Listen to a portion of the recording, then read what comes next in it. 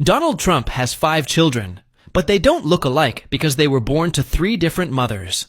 In fact, Donald Trump had 3 wives: Ivana, Marla, and Melania. The eldest son, Donald Jr., is 47 years old and 6 feet 1 inch tall. He graduated from the Wharton School at the University of Pennsylvania and is currently a vice president of the Trump Organization.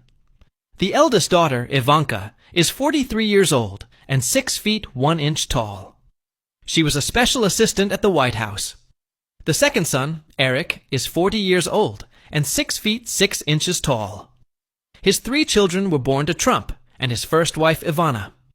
Trump later married his second wife, Marla, and they had a daughter, Tiffany, now 30 and 5 feet 8 inches. Trump's youngest son, Barron, now 18, is 7 feet 10 inches. He was born to Trump and his current wife, Melania. Donald Trump raised his children according to strict rules, prohibiting them from drugs, alcohol, and tobacco. According to Ivanka Trump, their father emphasized discipline and achievement, involving them in the business world from an early age. Eric Trump also claimed that their upbringing was based on the values of hard work and loyalty.